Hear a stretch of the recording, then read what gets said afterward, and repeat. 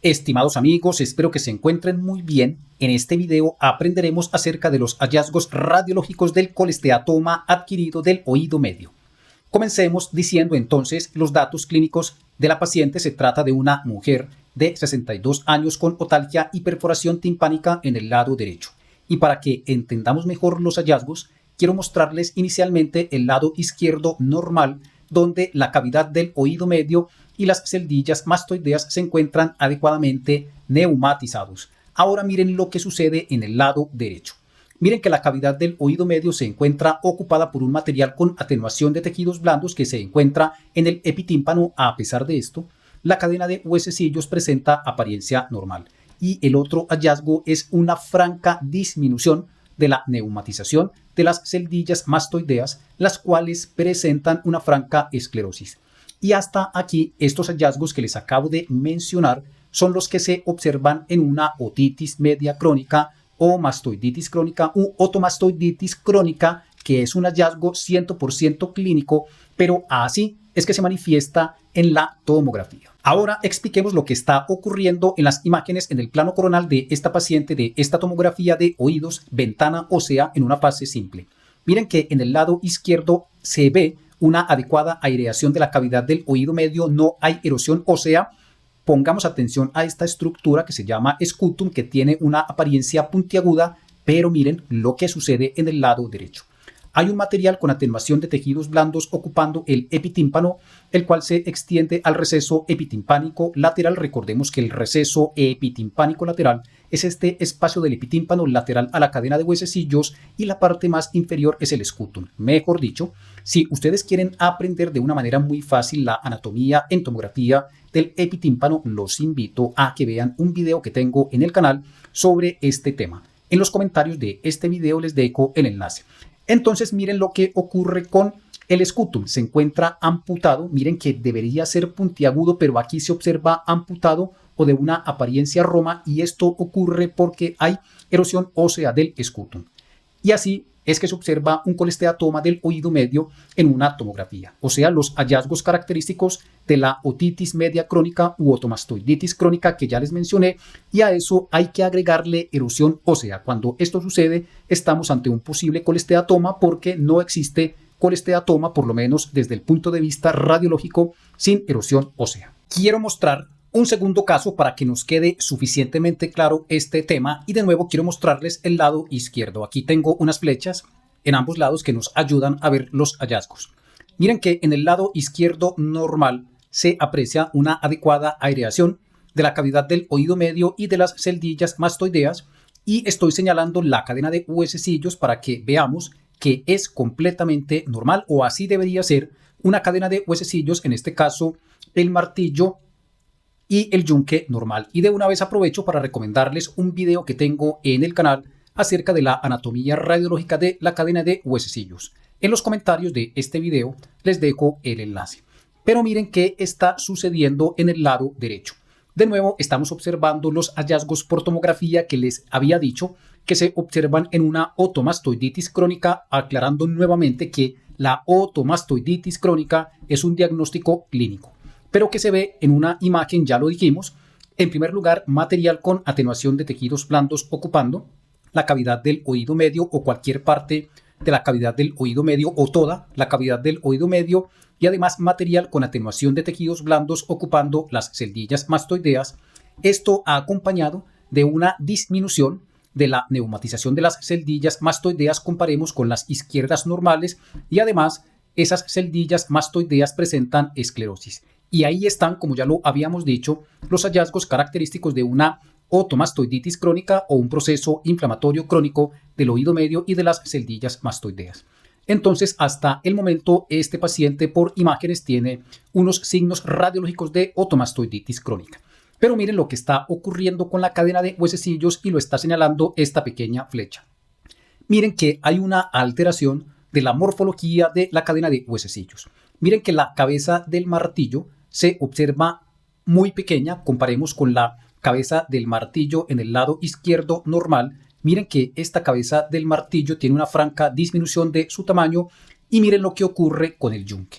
Miren que el yunque izquierdo tiene apariencia normal, esto es el cuerpo del yunque y su proceso corto, pero miren que en el lado derecho hay una disminución o una alteración de la morfología mejor del yunque y esto está sucediendo con esta cadena, de huesecillos por una erosión. Entonces estamos ante un proceso inflamatorio crónico del oído medio y de las celdillas mastoideas en el lado derecho con erosión de la cadena de huesecillos. Y entonces ya habíamos dicho signos por imagen de una otomastoiditis crónica con erosión ósea igual colesteatoma.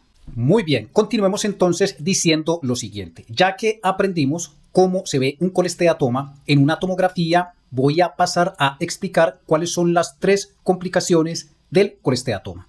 La primera complicación es la erosión del tegmen timpani o techo timpánico y se las voy a mostrar con este otro caso. En este paciente estamos observando un material con atenuación de tejidos blandos ocupando el epitímpano, o sea que estamos ante un colesteatoma ubicado en el epitímpano y miren lo que está ocurriendo con el tegmen timpani. Miren que se aprecia un defecto importante en el tegmen timpani por erosión y entonces aquí tenemos una de las primeras complicaciones del colesteatoma, o sea, una erosión del tegmen timpani. ¿Qué importancia tiene esta complicación? Que cuando el defecto es de gran tamaño, esto a su vez puede complicarse con un meningoencefalocele, porque recordemos que arriba del tegmen timpani encontramos la fosa craneal media y si el defecto es de gran tamaño podría ocurrir un meningoencefalocele o un meningocele a través de esa erosión del tegmen timpani. Entonces, primera complicación del colesteatoma, erosión del tegmen timpani. Ahora pasemos a estudiar la segunda complicación que podemos observar en las imágenes del colesteatoma y se trata de la erosión del canal del nervio facial. Voy a mostrar inicialmente un canal del nervio facial normal en el lado derecho. Miren que en este paciente no hay ningún hallazgo de colesteatoma, hay una adecuada aireación del oído medio y de las celdillas mastoideas y miren lo que está ocurriendo también con el nervio facial. Miren que es completamente normal, se encuentra íntegro, pero miren lo que sucede en el lado izquierdo. Estamos observando un material con atenuación de tejidos blandos a la altura del epitímpano, lo cual corresponde a un colesteatoma del epitímpano. La verdad es que no hay erosión de la cadena de huesecillos, pero miren lo que le ocurre a la porción timpánica del nervio facial. Miren que esa porción timpánica tiene unas pequeñas erosiones focales, puede ser un hallazgo sutil, pero miren que hay una irregularidad de la porción timpánica del canal del nervio facial y miremos nuevamente el lado derecho para que el hallazgo nos quede lo suficientemente claro. Miren que en el lado derecho la porción timpánica del canal del nervio facial se encuentra íntegra, pero en el lado izquierdo se observa una discreta irregularidad y así es que se observa una erosión del canal del nervio facial que la mayoría de las veces lo que presenta erosión es la porción timpánica y ya lo dijimos es otra de las complicaciones que podemos observar en el colesteatoma. La tercera complicación que podemos observar en una tomografía en un paciente con colesteatoma es la erosión del canal semicircular lateral y eso es lo que les voy a explicar con este paciente, pero primero tengo que ponerlos en contexto.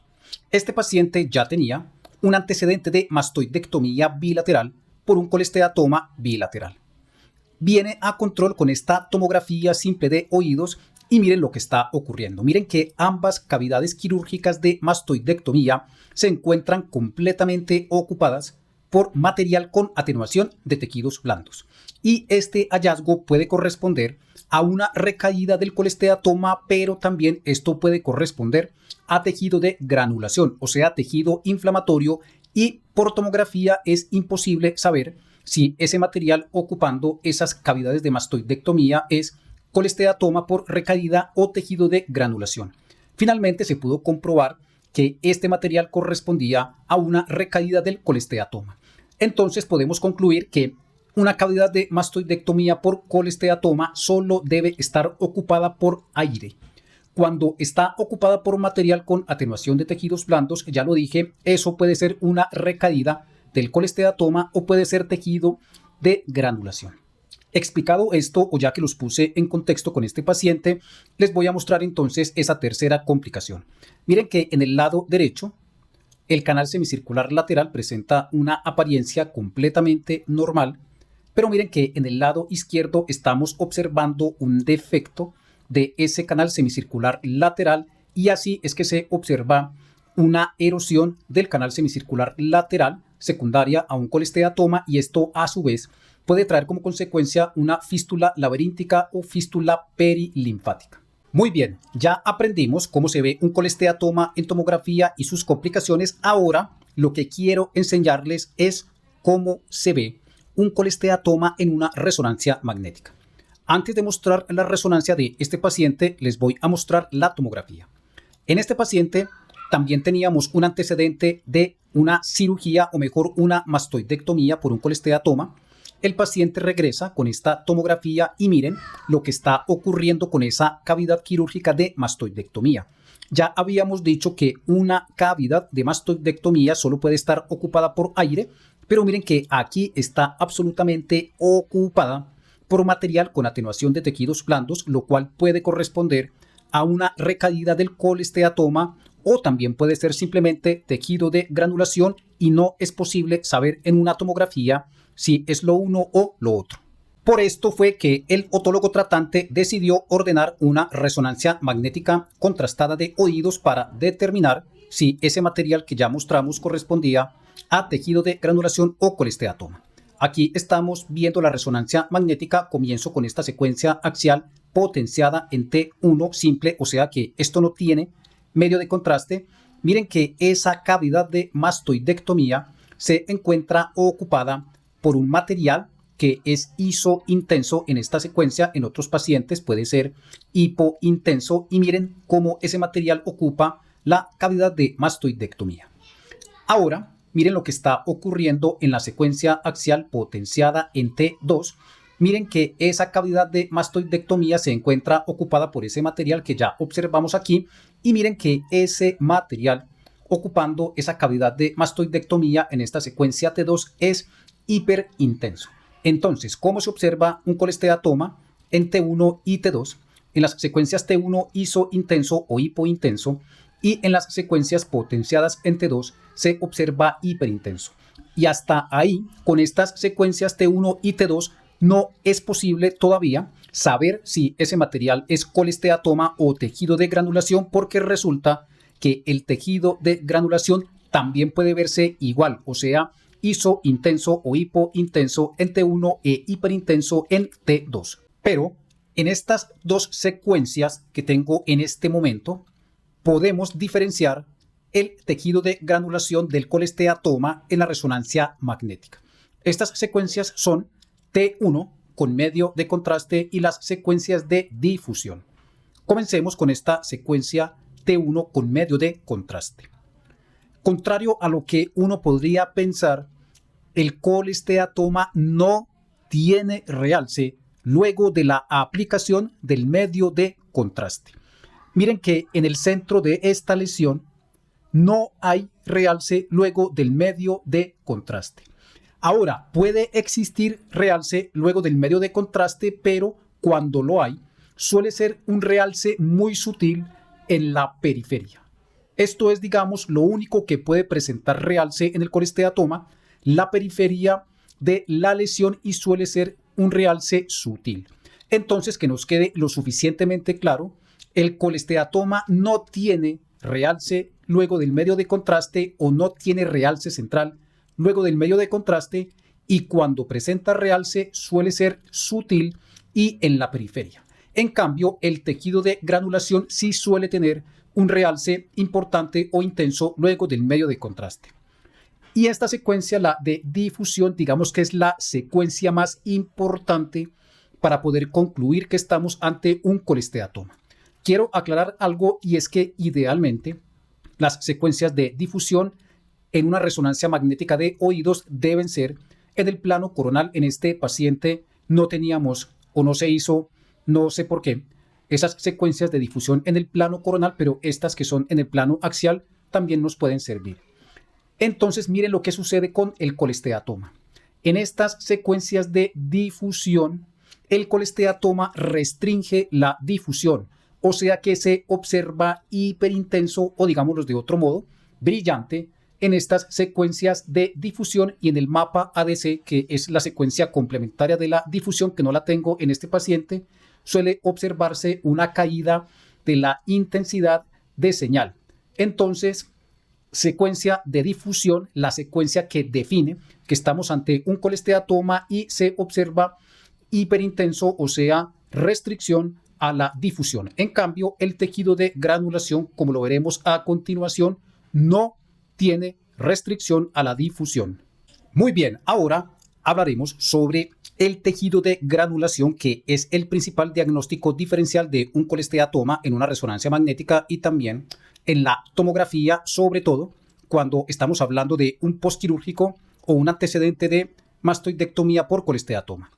En este paciente, entonces, voy a mostrar inicialmente la tomografía. Miren que tiene unos cambios postquirúrgicos de una mastoidectomía. Aquí les confieso que cuando miré este caso no había claridad en la historia clínica si ya tenía un antecedente de colesteatoma o era simplemente una otitis media crónica. El asunto es que el paciente tiene una mastoidectomía y miren que hay un material con atenuación de tejidos blandos ocupando la cavidad de mastoidectomía. También se observa algo de este material que se insinúa en la porción medial del conducto auditivo externo y tal vez algo se insinúa a la cavidad del oído medio. Y habíamos dicho que una cavidad de mastoidectomía solo debe estar ocupada por aire. Entonces, esto podría ser colesteatoma o tejido de granulación. A este paciente también entonces se le solicitó una resonancia magnética de oídos con medio de contraste, en la cual les voy a mostrar los siguientes hallazgos. Miren que esa cavidad de mastoidectomía se encuentra ocupada por un material que en algunas partes es isointenso y en otras partes es hipointenso en esta secuencia, que es un T1 simple, o sea que no tiene medio de contraste. Y miren que en esta secuencia axial potenciada en T2, ese material es hiperintenso. Entonces, hasta ahí, esto puede ser colesteatoma o tejido de granulación, porque ambos, ya lo habíamos dicho, pueden observarse isointensos o hipointensos en T1 e hiperintensos en las secuencias T2. Ahora miremos estas dos secuencias que nos permitirán confirmar que este material corresponde a tejido de granulación y no colesteatoma.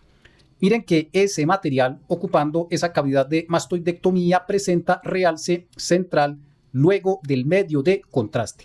Y habíamos dicho que el colesteatoma no realza luego del medio de contraste, o cuando tiene realce suele ser en la periferia y sutil, pero miren que este realce es central y yo diría que algo intenso luego del medio de contraste. Y ahora observemos la secuencia de difusión. Aquí afortunadamente la secuencia de difusión se hizo de una manera más adecuada porque se hizo en el plano coronal y miren lo que ocurre. Miren que ese material no tiene representación en la secuencia de difusión. Miren que no se ve en esta secuencia de difusión y no lo vemos porque no restringe la difusión. Entonces podemos concluir que el tejido de granulación tiene realce central luego del medio de contraste y no tiene restricción a la difusión, y eso es lo que nos permite diferenciarlo del colesteatoma. Para terminar con esta exposición voy a mencionar algo supremamente breve, teórico, sobre el colesteatoma adquirido, porque el objetivo de esta presentación era más que todo práctico, o sea, aprender cómo se ve un colesteatoma adquirido en las imágenes. Entonces, ¿qué es un colesteatoma adquirido? Es una complicación de la otitis media crónica u otomastoiditis crónica. Se caracteriza por una acumulación de epitelio queratinizado descamado en la cavidad del oído medio o en otras porciones neumatizadas del hueso temporal. El diagnóstico usualmente es clínico y lo que suele observarse en la otoscopia es una lesión blanquecina en el oído medio, de manera que el principal o los principales objetivos de las imágenes son mirar la extensión y definir las complicaciones que ya mencionamos para de esta forma planear el tratamiento quirúrgico. Muy bien amigos, espero que les haya quedado lo suficientemente claro cómo se ve un colesteatoma en una tomografía y en una resonancia magnética. Muchas gracias por ver este video y nos vemos en otros videos interesantes sobre radiología de cabeza y cuello.